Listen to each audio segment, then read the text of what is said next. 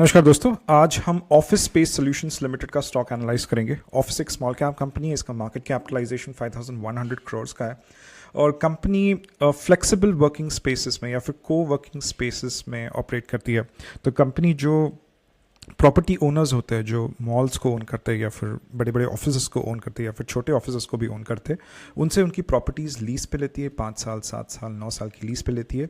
उस प्रॉपर्टी को सही तरीके से रिफर्बिश करती है, उसमें अच्छे वॉलपेपर्स लगाती है, टेबल, कुर्सी, पैंट्री, पार्किंग वगैरह सब कुछ सही करती है और फिर यही प्रॉपर्टी सब लीज कर देती है एसएमईज़ को, स्टार्टअप्स को, कॉर्पोरेट्स को, एमएनसीज़ को। जो ऑफिस आप देखते हैं जहाँ पे ऑफिस में लोग काम करते हैं, तो वो एक तरह से इन जैसे कंपनीज उसको सबलीज करके एसएमईज़ को, इवन फ्रीलांसर्स को, इंडिविजुअल्स को भी सबलीज करती है ये कंपनी, राइट। तो बेसिकली एक बैंक का मॉडल है। बैंक जिस तरह डिपॉजिट्स लेते हैं और उसके बाद लोन्स देते हैं, उसी प्रकार ये कंपनी भी एक तरह से, एक तरफ पे एसेट्स है, दूसरे तरफ पे लाइबिलिटीज़ है और उनको मैनेज करते रहती है, राइट। तो इस कंपनी को हमने इसलिए शॉर्टलिस्ट किया क्योंकि इसका पिछले 3 साल का कंपाउंडेड सेल्स ग्रोथ 68% है, जो मुझे लगता है एक बहुत अच्छा सेल्स ग्रोथ है। हमारा जो क्राइटेरिया होता है 25% सेल्स ग्रोथ का, उस पर कहीं ना कहीं ये कंपनी खरी उतर रही है। पिछले 4 क्वार्टर्स का कंपाउंडेड सेल्स ग्रोथ जो है 56% है। Obviously it's a good thing. Profit growth is 18%, which is okay, right. पिछले 4 साल का या 4 क्वार्टर्स का कंपाउंडेड प्रॉफिट ग्रोथ 62% है, which looks extraordinary. But the thing one needs to one needs to consider over year is कि ये company एक loss making company है। तो इसका अगर आप नेट पैट देखोगे पिछले 2019 तक का, पिछले 5 साल का, -295 करोड़ का, it's not a profit making company, right. Net profit margins बहुत हद तक बहुत हद तक एक्सपैंड हो रहे हैं। एक तरह से -30 थे, -30 से एक तरह से 2% or the -2% is the net profit margin of this company. काफ़ी रिसेंटली इसके प्रॉफिटेबिलिटी में एक टर्न अराउंड दिखा है। जून 2024 के नंबर्स देखोगे तो EPS 0.4 है, सितंबर 2024 के नंबर्स देखोगे तो 5.5 का EPS है, राइट। तो रिटर्न ऑफ कैपिटल एम्प्लॉयड भी काफ़ी कहानी एकदम ये रीइंफोर्स कर रहा है। अगर आप ROC देखोगे पिछले 5 साल का इस कंपनी का, तो इट्स अराउंड 5% और -5% या, एंड पिछले 3 साल का it's around 4%, right. So if अगर बिजनेस में 100 रुपये लगे हैं तो पिछले 3 साल में एक तरह से इन्वेस्टर ने या फिर कंपनी ने, इन्वेस्टर तो नहीं, कंपनी ने करीबन 4 रुपये का प्रॉफिट बनाया, which is very very low, right. इस कंपनी का जो री इन्वेस्टमेंट रेट है दैट इज़ 522% एक तरह से, राइट। तो मतलब एक तरह से कंपनी अगर 100 रुपये बिजनेस में कमा रही है तो 522 रुपीज़ फिर से अपने बिजनेस में री इन्वेस्ट कर रही है। वो बात अलग है कि कंपनी 100 रुपये कमा नहीं रही, तो वो माइनस में, इसलिए ये माइनस दिख रहा है, -522% दिख रहा है, right. It's not a free cash flow positive company. Obviously there are no profits. There are some cash flows that you see over here on this P&L, but it's not a free cash flow company, which means that अगर एक company free cash flow company नहीं है तो वो अपने operations को खुद अपने कैश से, खुद अपने इंटरनल अक्रूवल से सस्टेन नहीं कर पा रही है। इसको हर वक्त डेट की ज़रूरत लेनी पड़ती है या फिर इक्विटी डाइल्यूट करना पड़ता है।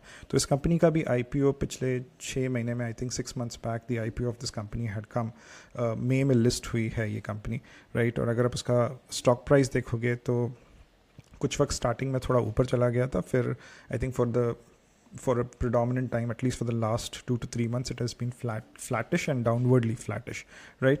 तो इस कंपनी के अगर आप देखोगे तो एक कहीं ना कहीं एक नेगेटिव पिक्चर दिख रहा है यहाँ पे, बट इसके बावजूद भी यहाँ पे 2 चीज़ें गौर करने जैसी है। एक तो इस कंपनी का जो P है या फिर वैल्यूएशन है वो 407 का है।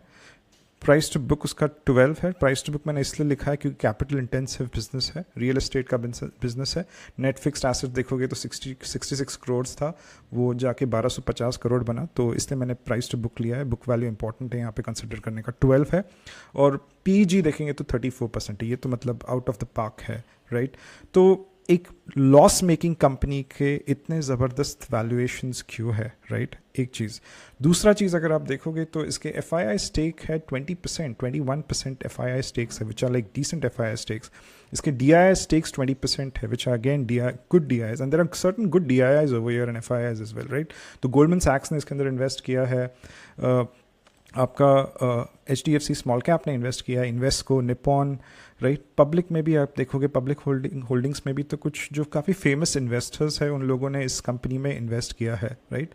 सो द क्वेश्चन इज़ कि कंपनी के नंबर्स अगर इतने ख़राब है, कंपनी प्रॉफिट्स नहीं बना रही है और कंपनी के कैश फ्लोज नहीं है इतने सारे, और फ्री कैश फ्लो कंपनी नहीं है और री इन्वेस्टमेंट रेट इतना ज़्यादा है, तो इतने जो बड़े बड़े इन्वेस्टर्स हैं वो क्यों इसमें इन्वेस्ट कर रहे हैं, और इसका पी 400 के ऊपर का क्यों है, राइट। तो सबसे पहले पी की बात करते हैं। So normally this company predominantly is a startup company, right. Startups में जब आप मल्टीपल्स देते हैं या फिर वैल्यूएशंस देते हैं स्टार्टअप को, तो you do not give valuations on cash flows और profitability, right. You give valuation on revenue growth, right. कितनी तेज़ी से कंपनी एक अपने कंपिटिटर से मार्केट शेयर ले रही है, that is a very critical thing to analyse over year, right. तो इस कंपनी का जो सेल्स ग्रोथ है वो काफ़ी ज़बरदस्त सेल्स ग्रोथ है, 68% का सेल्स ग्रोथ है, right. The market is growing at a pace of 15%, right. The flexible working space market is growing at a pace of 15%, but this company is growing at a pace of around 70%. So it's taking market share at a very, very fast pace from its competitor. Secondly, आप ये भी देखते हो कि यार if total addressable market is huge over here or not. So I think the penetration of flexible working space or co-working space in the total working space market is around 8%. तो काफ़ी underpenetrated market है, तो that's why predominantly जो आपको valuations देते हैं startups को, it's not on profits, it's not on cash flows, it's basically on sales growth. So that's why इसके valuations इतने phenomenal है, इतने high है, क्योंकि इसका जो sales growth है वो काफ़ी तगड़ा sales growth है। ये बात हुई valuation की। Why big investors, right? तो अगर आप इसमें देखोगे कि this has been a venture backed kind of a startup, I think 200 million तक का फंडिंग इन लोगों ने रेज़ किया है पिछले 5 सालों में, and then it got recently listed, right. तो जब VCs भी फंडिंग देते हैं तो they look at predominantly 2 or 3 things. One, as I mentioned, they look at the total addressable market and sectoral tailwinds है या नहीं। तो राइट, अभी बहुत सारे ऑफिसेस जो है वो कोर प्लस फ्लेक्स मॉडल का एक तरह से कोविड के बाद ना फॉलो कर रहे हैं कि आपका कोर एक हब एंड स्पोक मॉडल होता है कि आपका कोर ऑफिस यहाँ पे है और बाकी सब जो ऑफिस है वो लीज पे लिया जाता है, राइट। तो एक तरह से आपको सेक्टोरल टेलविंड्स कुछ हद तक दिख रहे हैं इसमें। Obviously when VCs invest in startups they look at the founding team has to be great. So obviously when top investors like Sequoia invested in this company, obviously they must have seen something in the founders that they invested in the company, right? Normally जो traditional investors होते हैं, right, not VCs, Ps or early stage investors, जो traditional investors होते हैं, जैसे Warren Buffett एक traditional investor है। traditional investors always look at free cash flows कि यार कंपनी में cash flows कितने हैं, और ये क्यों देखते हैं traditional investors, cash flows की क्यों बात करते हैं, right? 2 रीज़न की वजह से। अगर कंपनी इतने कैश फ्लोज अपने बिजनेस में जनरेट नहीं कर पा रही है जिससे वो अपने ऑपरेशंस को सस्टेन नहीं कर पा रही है, तो कंपनी को या तो फिर डेट लेना पड़ता है बैंक के पास जाके, या तो फिर उसको अपनी इक्विटी डाइल्यूट करनी पड़ती है, राइट। जब इक्विटी डाइल्यूट होती है तो इन्वेस्टर्स के पास जो कंपनीज के स्टेक होते हैं वो डीवैल्यू होते हैं। तो नॉर्मली जो ट्रेडिशनल इन्वेस्टर्स हैं वो नहीं चाहते कि अब उनके जो स्टेक्स है या फिर उनके जो शेयर होल्डिंग है वो कहीं ना कहीं डीवैल्यू हो, right. That's why traditional investors do not invest in companies which are free cash flow negative, right? So this is one point, right? Second thing, what is free cash flow? Free cash flow is nothing but cash from operations minus capex, right? तो अगर कोई ये argument दे सकता है कि अगर कोई company capex कर रही है, मतलब उसका री इन्वेस्टमेंट रेट अगर अच्छा हो, मतलब 522% is a decent re investment rate over year, तो अच्छी बात है, कंपनी ग्रो कर रही है। This capex is like a leading indicator to growth. आप केपेक्स के लिए फंड रेज करते हो, फिर उसके बाद में आप प्लांट्स डालते हो या फैक्ट्रीज डालते हो। इस केस में जो केपेक्स है, it is number of seats. For example जैसे हॉस्पिटल्स में when I say that Yatharth Hospital is doing capex, it means that Yatharth Hospital is adding beds to its ecosystem, right? उसी प्रकार when I say ये company जो है office, ये 33% से अपना केपेक्स बढ़ा रही है या फिर 33% से एक तरह से एक्सपैंड कर रही है, इसका मतलब कंपनी 33% एडिशन ऑफ सीट्स कर रही है। तो अभी करीबन 95,000 सीट्स हैं इनके पास, सीटिंग कैपेसिटी, उसको 1.35-1.40 तक लेके जाएंगे अगले 3 साल में। तो ये लोग कंपनी केपेक्स कर रही है और केपेक्स के लिए पैसा चाहिए होता है। So capex is a leading indicator for growth, right. तो CFO minus capex is equals to free cash flow. तो एक आर्ग्यूमेंट ये दिया जा सकता है कि यार अगर कोई कंपनी केपेक्स कर रही है और उसके पास कैश फ्लोज या फ्री कैश फ्लोज नेगेटिव में है, ये तो अच्छी बात है, कंपनी ग्रो कर रही है, right. But then the point comes around margin of safety कि यार ठीक है, एक तो कंपनी के खुद के कैश फ्लोज बहुत कम है, राइट, एक तरह से खुद का कैश बहुत कम लगा रही है और ऊपर से अपनी इक्विटी डाइल्यूट कर रही है या फिर बैंक से लोन लेकर अपने बिजनेस में लगा रही है। तो क्या इस कंपनी में मार्जिन ऑफ सेफ्टी है या नहीं, राइट। तो नॉर्मली जो ट्रेडिशनल इन्वेस्टर्स होते हैं वो फ्री कैश फ्लो काफ़ी ध्यान से देखते हैं। हम फ्री कैश फ्लो प्लस री इन्वेस्टमेंट रेट देखते हैं, क्योंकि free cash flow is definitely margin of safety, tells you that कितना सेफ है इस कंपनी में इन्वेस्ट करना, और री इन्वेस्टमेंट रेट कहीं ना कहीं आपको बताता है कि कितना ग्रोथ आ सकता है आगे जाके, राइट। तो अगर आप टाइटन या बालकृष्ण टायर्स का री इन्वेस्टमेंट देखोगे पिछले 10 साल का, 15 साल का, Titan has been consistently having a री investment rate of 70% and more. इसलिए टाइटन एक हाई ग्रोथ कंपनी है, प्लस उसके पास फ्री कैश फ्लोज है। On the other hand, if you look at the री investment rate of a TCS, बहुत कम है। TCS का 20% भी फ्री कैश 20% भी री इन्वेस्टमेंट रेट नहीं है। TCS के पास इतना फ्री कैश फ्लो है कि वो जाके सिलिकॉन वैली या फिर ऑल दीज कैलिफोर्निया में जाके जो भी AI बेस्ड नए नए स्टार्टअप्स आ रहे हैं उनको अक्वायर करके कितना ग्रोथ लेके आ सकती है अपने बिजनेस में, right. But it wants to play very safe. तो TCS अगर आप देखोगे तो उनका फ्री कैश फ्लो बहुत ज़बरदस्त है, बट री इन्वेस्टमेंट रेट कुछ ज़्यादा नहीं है। But if you look eight Balkrishna tyres, if you look eight Titan, इनका फ्री कैश फ्लो भी ज़बरदस्त है, मतलब कंपनी कैश निकाल पा रही है अपने बिजनेस से। It has a robust business model, plus जब वो कैश मिल रहा है तो उसको री इन्वेस्ट कर रही है अपने बिजनेस में और ग्रोथ लेके आने के लिए। That's why the stock prices of these two companies, Balkrishna and Titan, have gone up like they've grown up multifold in the last 10 odd years, right? तो कहने का अर्थ ये है कि free cash flow is something which talks about the margin of safety and your री investment is something, री investment rate tells you कि company growth path पे है या नहीं, राइट। तो ऐसे कंपनीज जो स्टार्टअप्स होते हैं या फिर early stage small cap companies होते हैं, it's very important for investors to know a lot about the founders, जो फाउंडिंग टीम के प्लान्स क्या है, राइट। जैसे मुझे याद है कि जब मैं when I was part of some of these companies like startups that I used to work for, जो भी VCs होते थे, वो जो भी फाउंडर होता है उससे हर महीने जो भी एक बोर्ड मीटिंग होता था, एंड वो consistently on a very constant pace data मांगते रहते थे, वीकली डेटा मांगते रहते थे कि क्या ग्रोथ हो रहा है, क्या ग्रोथ नहीं हो रहा है।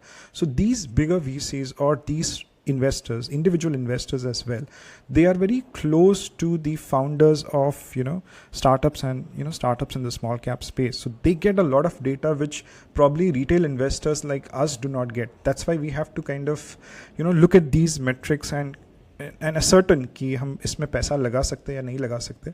और जब हम स्मॉल कैप कंपनीज भी एनालाइज करते हैं तो हमें फ्री कैश फ्लो, एटलीस्ट मैं अपनी बात करूँगा, मैं फ्री कैश फ्लो देता हूँ, because free cash flow tells about the safety, the margin of safety in an organisation, and re investment rate तो ज़्यादा होता ही होता है। अभी तक हमने जो भी कंपनीज एनालाइज की उनका री इन्वेस्टमेंट रेट 100% से ज़्यादा है, क्योंकि स्मॉल कैप कंपनी से ग्रो करेंगे तो री इन्वेस्टमेंट रेट 100% से ज़्यादा होता ही है।